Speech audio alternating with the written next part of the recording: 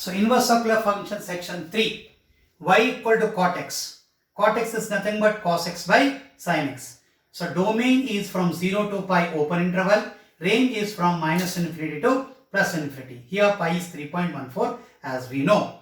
So the domain is 0 to pi, range is from minus infinity to plus infinity. In this case both are open interval. So range as well as domain, because as cos 0 is equal to 1 but sin 0 is 0. So 1 by 0 is tending to infinite. Similarly, cos pi is minus 1, sin pi is 0 tending to minus infinity.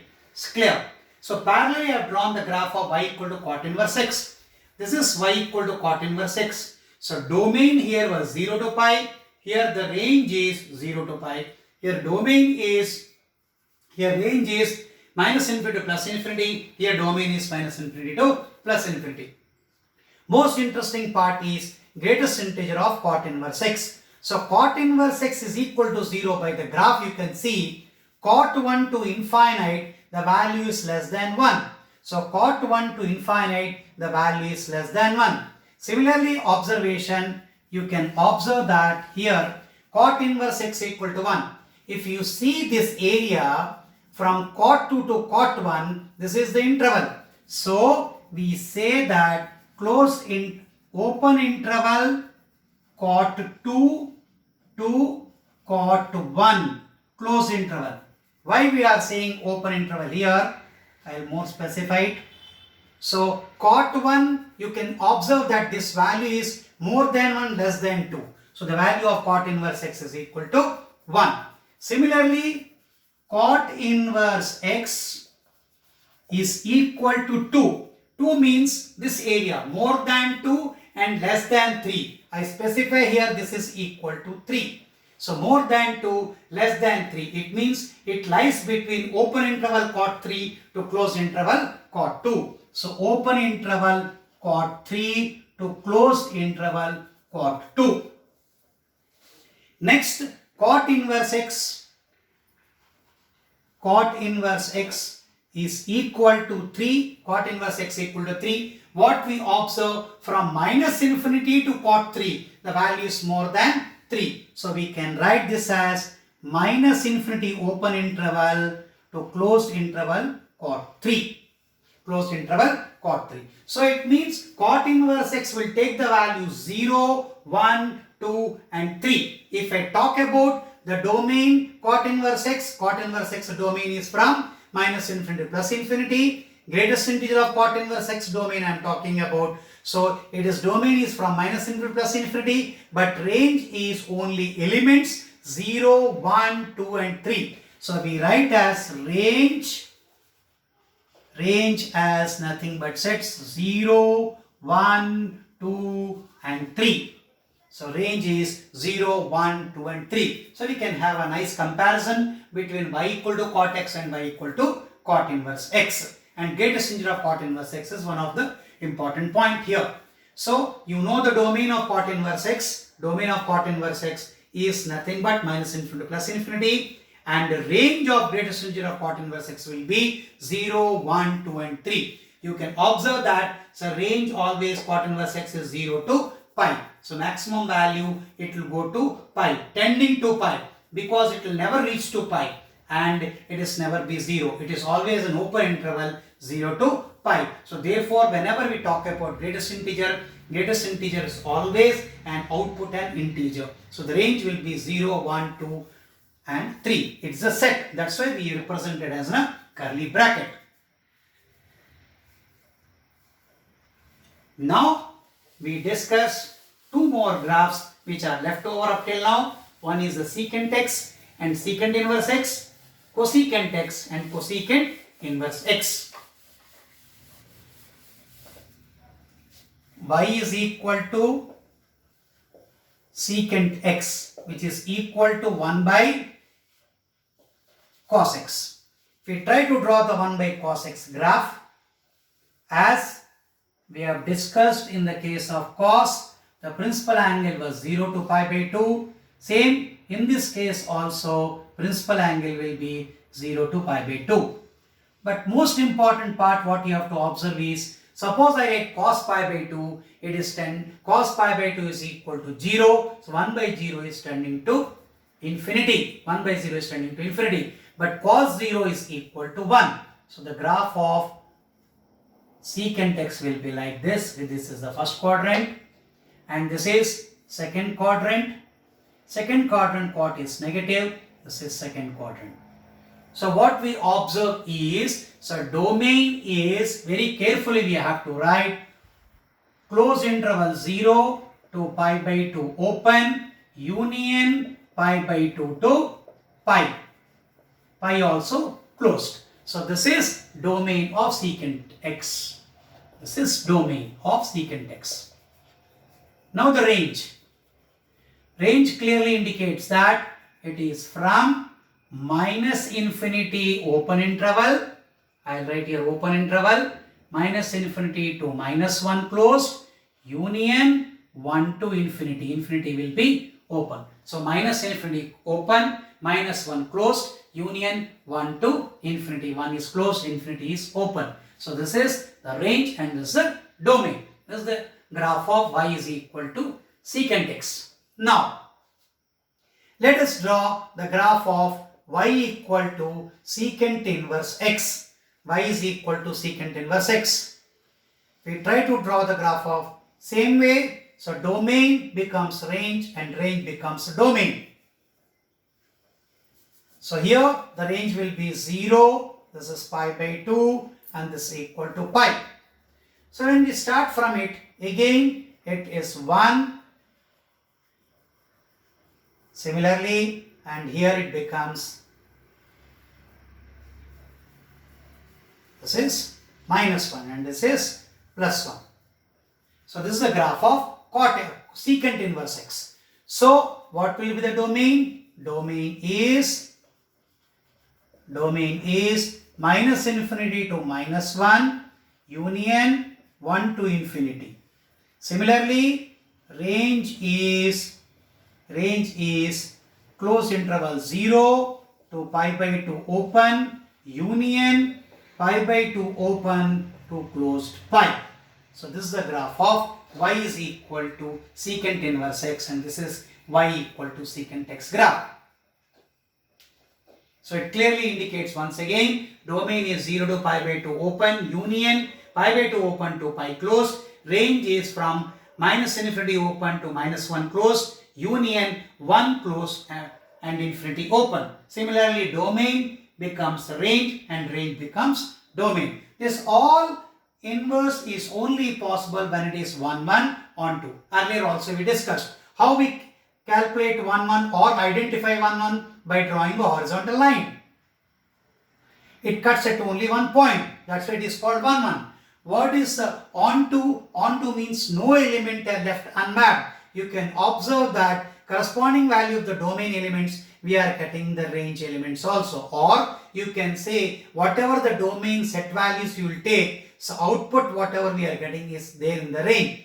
So it clearly indicates that it is 1 1 onto every element of set B is mapped to set A. Therefore, it is 1 1 onto. When it is 1 1 onto only, we can find the inverse. It is also called as bijective mapping. Now we will shift to y equal to cosecant x graph. Cosecant x is nothing but 1 by sin x. So y equal to cosecant x, which is equal to 1 by sin x. As we studied earlier, sin x principal angle is from minus pi by 2 to plus pi by 2. Sin x principal angle is minus pi by 2 to plus pi by 2.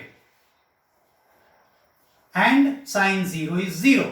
Now we are taking the reciprocal 1 by sin x. So 1 by sin x, sin pi by 2 is 1. So it will be, this value is pi by, this is equal to 1 by 2, pi by 2, and this again, this is a negative. So this value is equivalent value is 1 and this is equivalent value is equal to minus 1. So clearly, what is the domain? Domain is close interval minus pi by 2 to 0 open, union 0 to pi by 2 closed. So because at pi by 2 it is 1, at 0, 1 by sine 0 is infinite. You are coming from positive direction, that's it is plus infinity. If you are coming from negative direction, it is coming out to be minus infinity. Why so? Because you are coming from negative direction, so it will tend to minus infinity. You are coming from positive direction, it will tend to plus infinity. So range. So what will be the range? Range as similarly, what we observe range is from minus infinity to minus 1, union 1 to infinity will be the range of cosecant x. Let us draw cosecant inverse x similarly. If you see, y is equal to cosecant inverse x as earlier discussed. So domain becomes range and range becomes domain. So this is minus pi by 2 and this is pi by 2. And this is 0. So if we talk about this as 1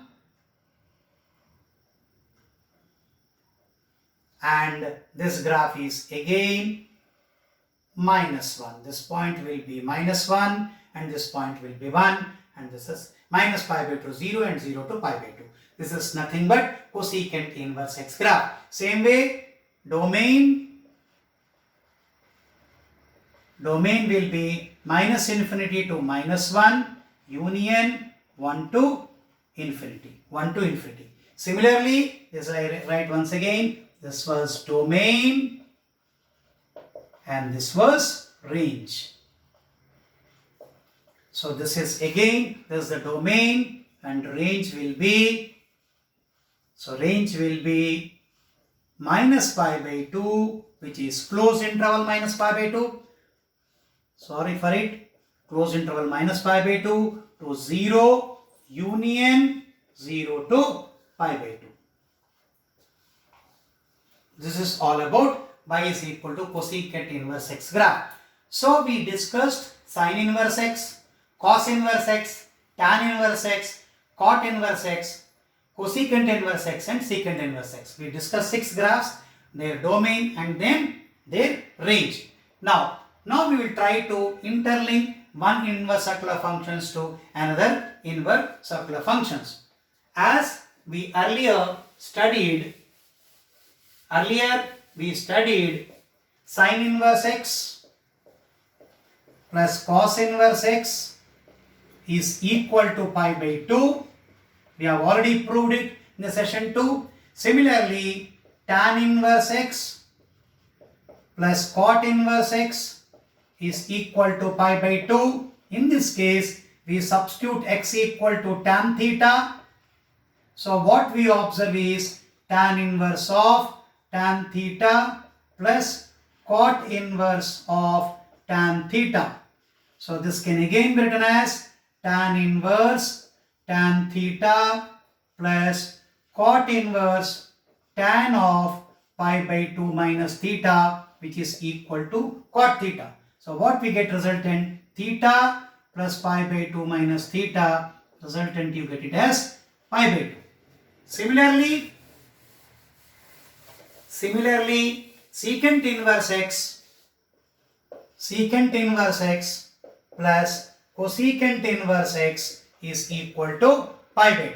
Here, one more important, here the domain is x lies between minus 1 to plus 1. This formula, x, as we know the tan inverse x domain and cot inverse x domain, as x lies between minus infinity to plus infinity. Now, in the case of secant inverse x and cosecant inverse x, the domain x lies from 1 to infinity and minus infinity to minus 1. So we can write this as minus infinity to minus 1 union 1 to infinity. Cosecant inverse x plus secant inverse x equal to pi by 2. To prove this one, same, x equal to secant theta. So we get secant inverse secant theta plus cosecant inverse secant theta. Again, this will become theta and cosecant inverse into cosecant pi by 2 minus theta, which will in turn will give you theta plus pi by 2 minus theta is equal to pi by 2. The same sin inverse x plus cos inverse x equal to pi by 2, tan inverse x plus cot inverse x equal to pi by 2. Similarly, secant inverse x plus cosecant inverse equal to pi by 2.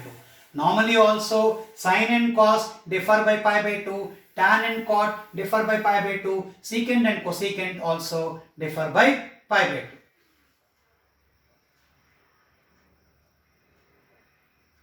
Now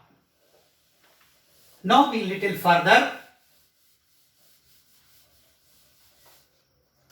We studied d by dx of sin inverse x equal to 1 by under root of 1 minus x square. It is always positive. So we said increasing function. Similarly, d by dx of cos inverse x equal to minus 1 by under root of 1 minus x square less than 0, decreasing function. Similarly, d by dx of tan inverse x equal to 1 by 1 plus x square, it is always greater than 0, so it is increasing function. Similarly, d by dx of cot inverse x is equal to minus 1 by 1 plus x square, which is less than 0, decreasing function. So again I repeat, sin inverse x increasing function, cos inverse x decreasing function, tan inverse x is increasing function, cot inverse x is decreasing function. Similarly, y equal to secant inverse x. So x equal to secant y. Differentiating both sides. We get dx is equal to differentiation of secant y is secant y tan y dy. So we get dy by dx is equal to 1 by secant y tan y. Again we know 1 by secant y and tan y can be written as under root of secant square y minus 1. So what we write is, here we mod x into under root of x square minus 1. I'll explain you why we have taken mod.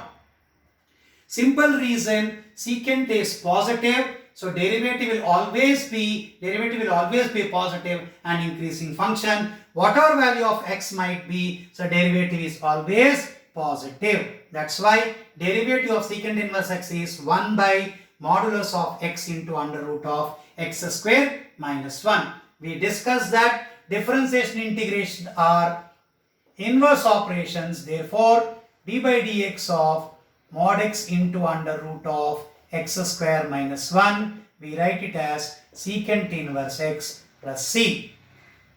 Again repeat it, differentiation of secant inverse x is 1 by mod x under root of x square minus 1. Why we have took mod? Because derivative is always positive. So integration of dx by mod x into under root of x square minus 1. Normally we write x because it is in the defined domain only, we always integrate. Similarly, we will discuss derivative of cosecant inverse x. So clearly cosecant inverse x will be dy by dx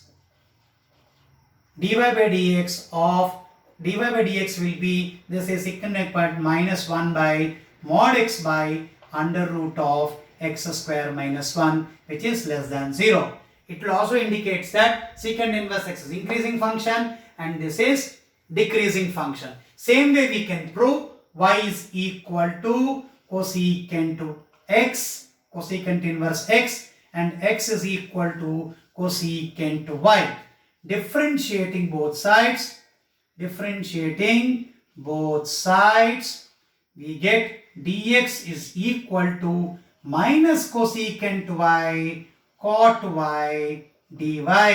So dy by dx is nothing but minus 1 by cosecant y cot y, which is in turn can be written as minus 1 by cosecant y under root of cosecant square y minus 1. This is nothing but minus 1 by mod x into under root of x square minus 1, which is always less than 0. Again, why we took mod? Because you have seen the graph of cosecant inverse x. Wherever you draw tangent is always, slope is always negative. So, y equal to secant inverse x is increasing function, y equal to cosecant inverse x is a decreasing function.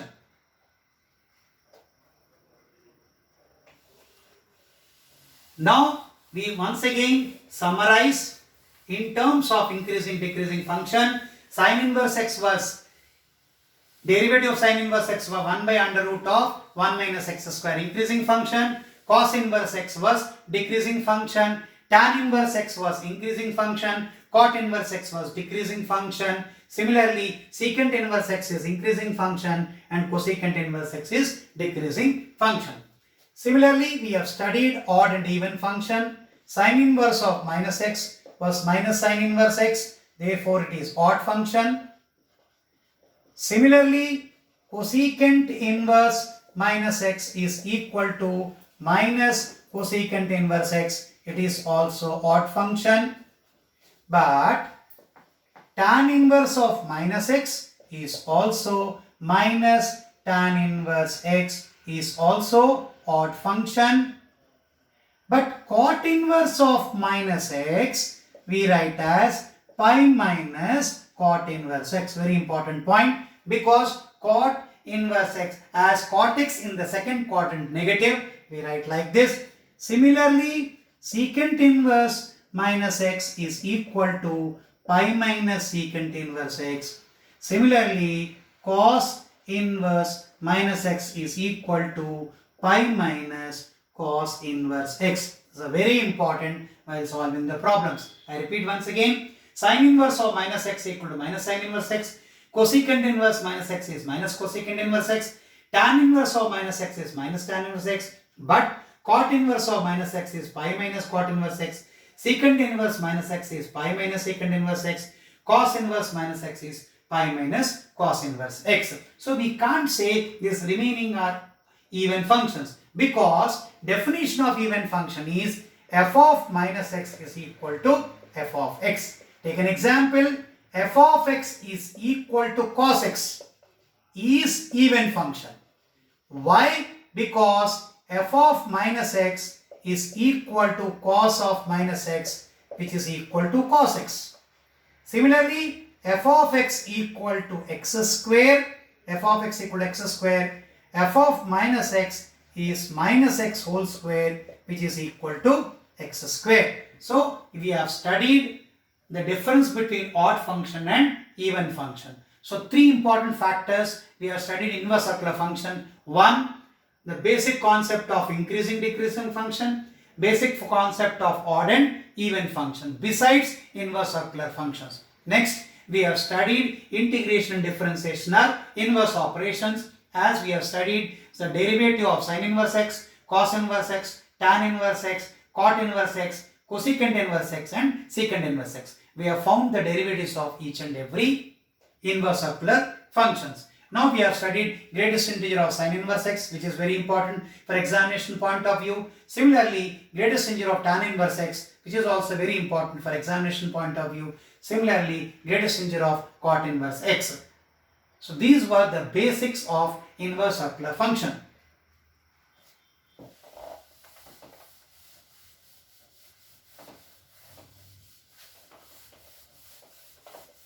Now, we have studied in trigonometry sin 2x equal to 2 sin x cos x.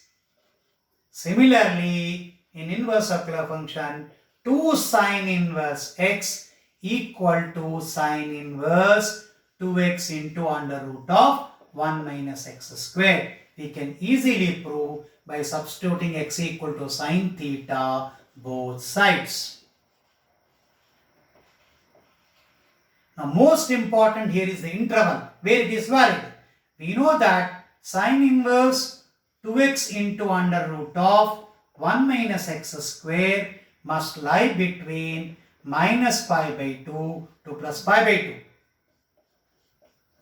So clearly, so 2 sine inverse 2x into root 1 minus x square is nothing but 2 sine inverse x. So minus pi by 2 is less than equal to 2 sine inverse x is less than equal to pi by 2.